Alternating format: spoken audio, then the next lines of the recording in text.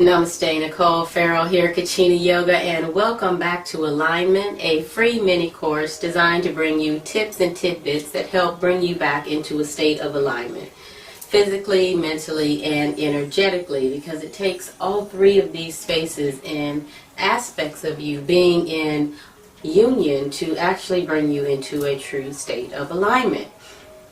So today we're going to talk about alignment through a way that we may not have ever really looked at in a certain direction, and that's going to be alignment through trauma. So understanding trauma and how it fits into the life's purpose. So if we get down to an understanding of trauma and what the energy behind trauma is going to be anything that affects you to a point where it makes a change or a split within your wholeness. That's what trauma does. So it can be for what people consider to be good or bad, but whatever. But trauma is going to make a change in you. So the first time that something happens, so you can think about like the first time you begin to walk as a baby, you probably fell. That was probably traumatic. Like, oh, I see everybody else walking, I'm going to get up and do it, and then you fall and you fail. Whoa, that's traumatic. You fall, probably hurts, it shocks you, that feeling when you fall, when a little shock goes through your body.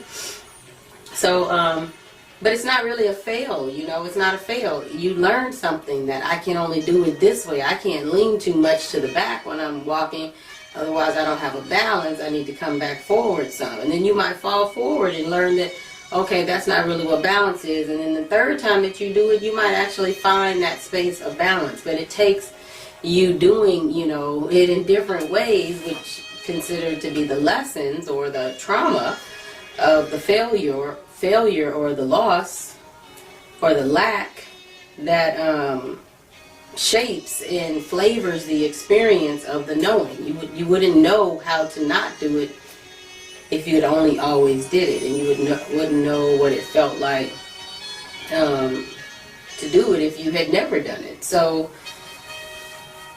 it all builds up and piles down into the same thing. The loss and the lesson are the same thing, and trauma is a part of life that we have to understand, and we have to find a space of gratitude and acceptance for, because without it we don't move forward, right? So like I said, trauma can be very, very, very traumatic and dramatic experiences, but it also can be things that change you or that shape you into where you need to be next, which actually in the ultimate run, that is what trauma does. It shapes you to change you from just going straight to actually veering out and experiencing, because otherwise you'd just be walking the same old straight line. So trauma's going to kind of move you around a little bit. Trauma, again, going back to those three primal forces, trauma is the Rajasic type energy. It's the agitator, okay? It's the operator. It's Vishnu. It's Lakshmi. That's what trauma is. So it can be good and it can be bad. If you've never had money and then all of a sudden you inherit in some type of way, shape, or form $1 million+ whoa, that's traumatic. It's trauma. Now, most people wouldn't think that that was trauma, but it is. It changed you. It changed your life existence, right? The first time that you have sex, especially for a woman, it's very traumatic. You know what I'm saying? Because it could be either like very smooth or it could be very, very rough, and it depending on the energy that you're exchanging with, it's shaping you for what the energy cycle that you create, and that's going to put you until you come to a full realization of what you've been doing with sex. I mean, but trauma, which is something that changes you, it changes you and it agitates you, and it's it's meant to make an inscription in your coding.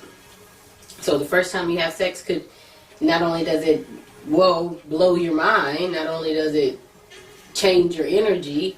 Not only does it change the way your body feels, not only do you experience an orgasm, which there's no other feeling like that people use drugs to try to find, but not only does it change you, but it actually physically changes you, it energetically changes you, it mentally changes you, it changes you.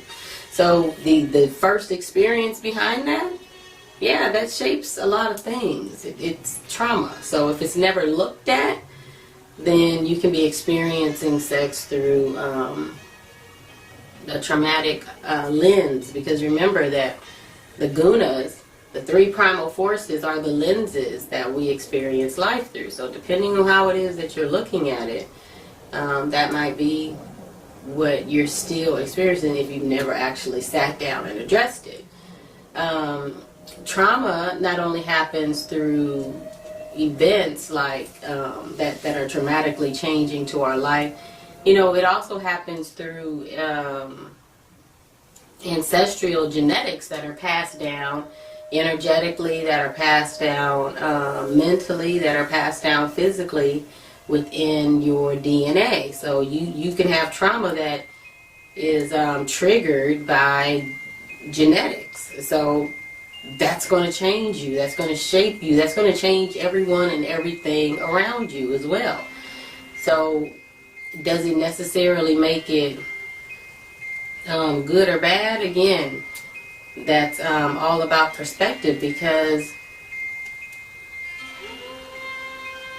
sometimes greatness requires great sacrifice at the same time.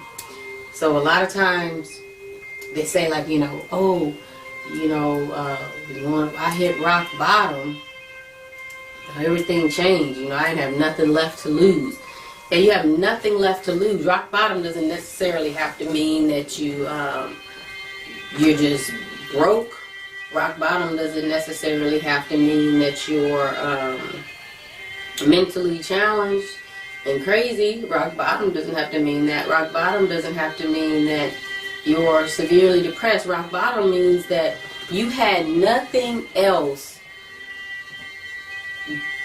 to hold on to in order to just change and go into a whole new way of life, and a whole new way of thought, and a whole new way of flow, and a whole new way of experiencing. You had nothing that you were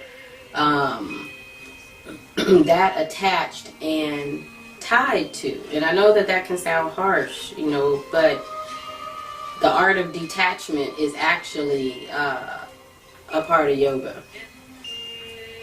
You have to detach. You have to be able to detach, and you have to understand that it's healthy. You don't own anyone and nor anything in this realm except this yourself. So when you hold on to and attach yourself so deeply to other beings, things, and places, you're in essence taking parts of you and lending it out. Like you're the library, and all these people got books, and most of the books are overdue. Usually people hold their books for a long time. They hold them to the exact date that they're due back, or they be overdue. People don't even bring them back to the library. They don't be respecting the library like they should. So you got books all on the loan, or back in the day, you used to have CDs, and people would disappear with your CDs. And, you got CDs on loan, and you got people who borrowed your clothes, your shoes. People done borrowed money. People done borrowed all kind of stuff, but it's just on loan. That's the same thing that happens when you have these traumas that are in your experience, but you haven't come to terms with them and found the space of gratitude and the space of forgiveness, so that you can actually internalize the lesson for what it is. Okay, remember, a lesson can be a good, what we consider good, or a lesson can be what we consider bad. So if you didn't ever have had money, and now all of a sudden you have $1 million, you're learning a lesson about money, right? if you never had sex and now you had sex, even though it was like a painful experience for you, you still had sex and you learned a lesson about sex. So you can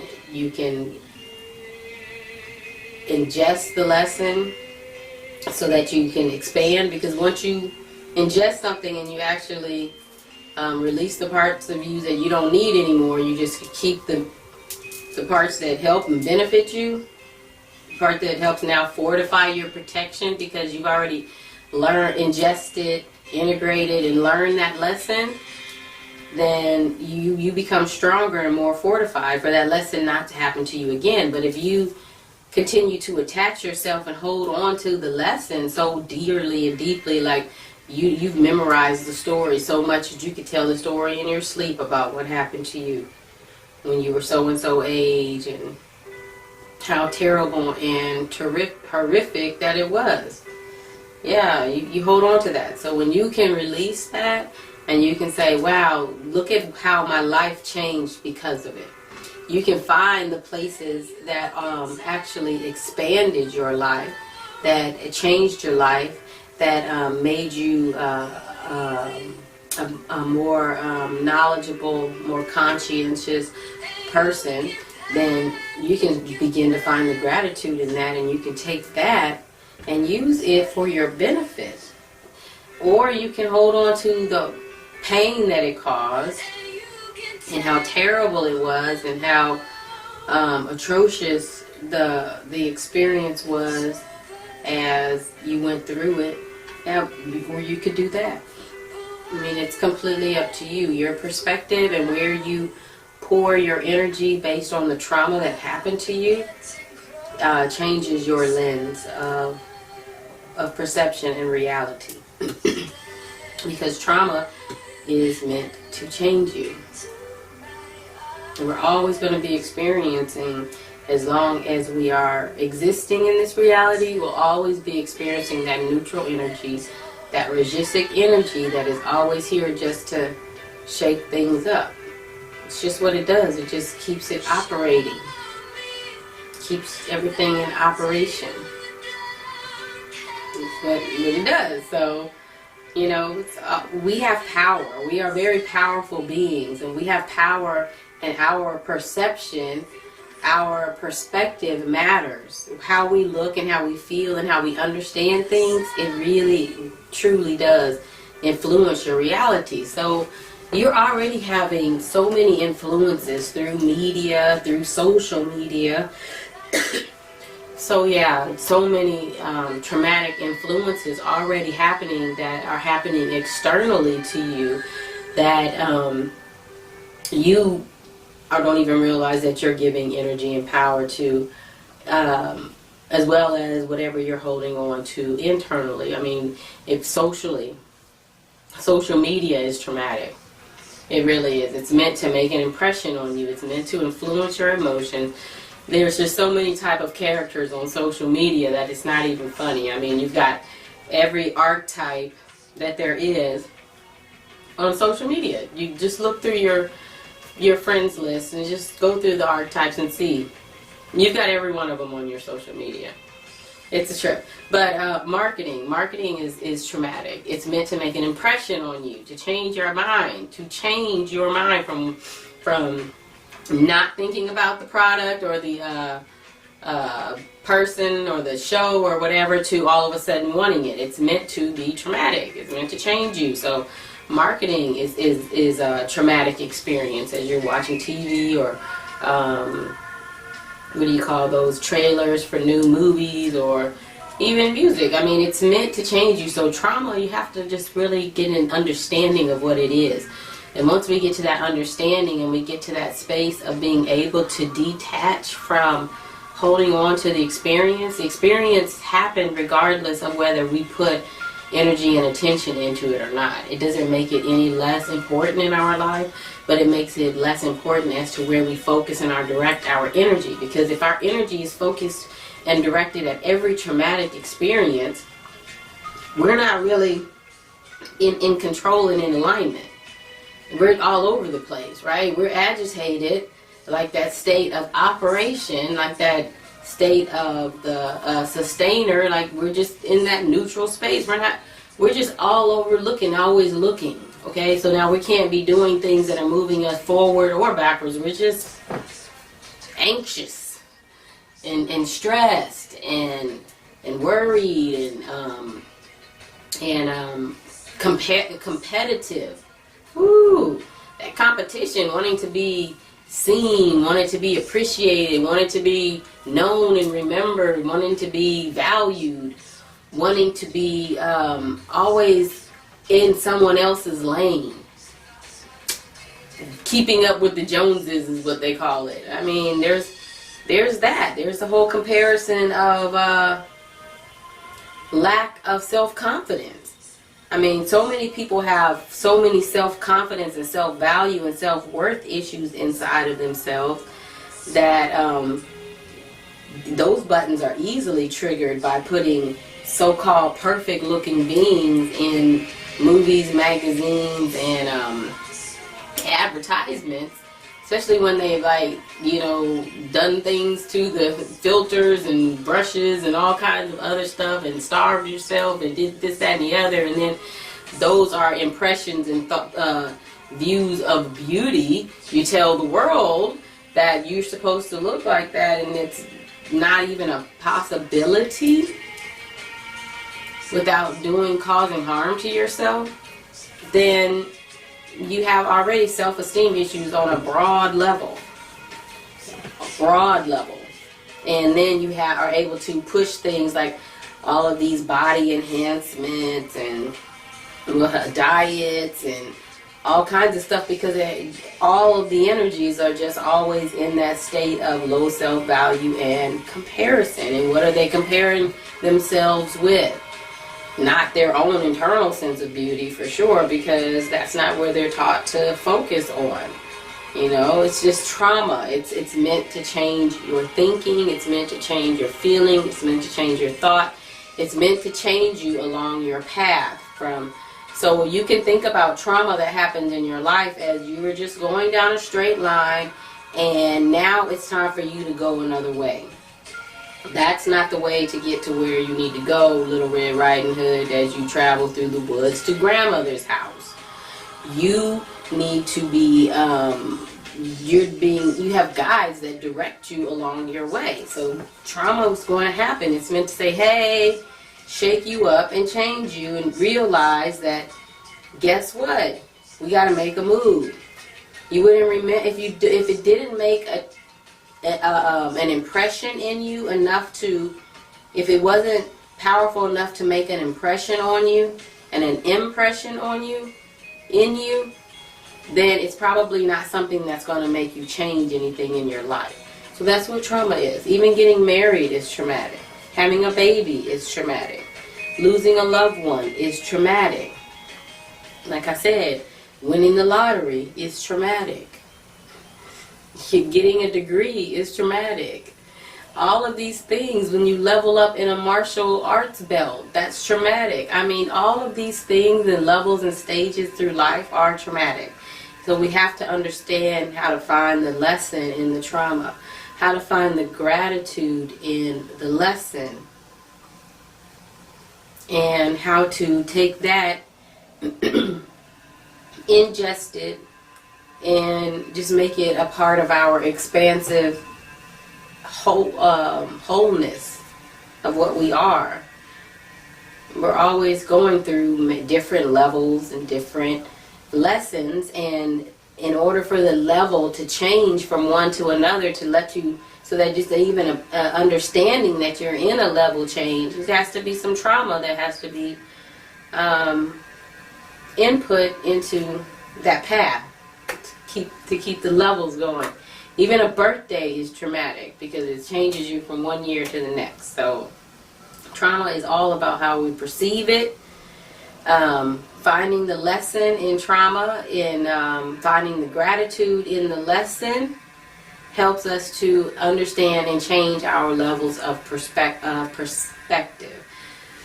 So this is one of those opportunities to journal and to get some things out is when you're going through spaces and things that are changing to you, you can see them in your journaling process. A lot of people think that journaling is silly, or for people who have time and luxury of having extra time, or people think that journaling is unnecessary because they remember everything. But all three of those are just false.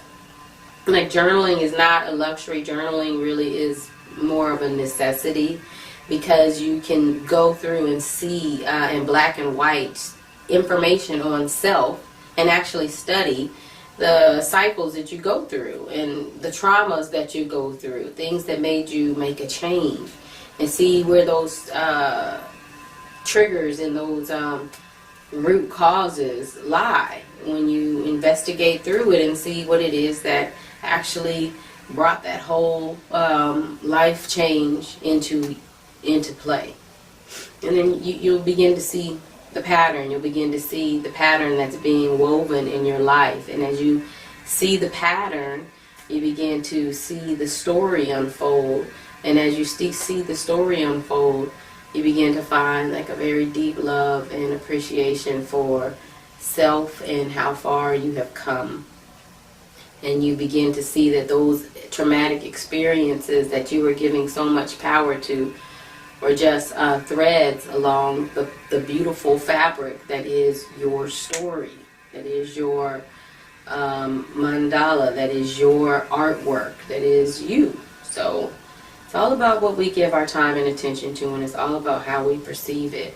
But when we release and when we let go of the importance that we put on trauma in our life, and when we actually look at it, because if you've not ever actually looked at it and really physically and mentally and energetically addressed it, it is still probably having some effect on you, whether you are consciously aware of it or not. So trauma is definitely something that you want to look into, and it's definitely something that you want to find the lesson in, and it's definitely something that you want to find the gratitude in and to bring in into your space of wholeness, so that you can walk in confidence and with self-value and with self. If you need some help trying to get started on where to find that spot to start and begin dealing with trauma, you can always pick up my book, Kali's Corner, Earth Body 101, Awakening the Human Avatar.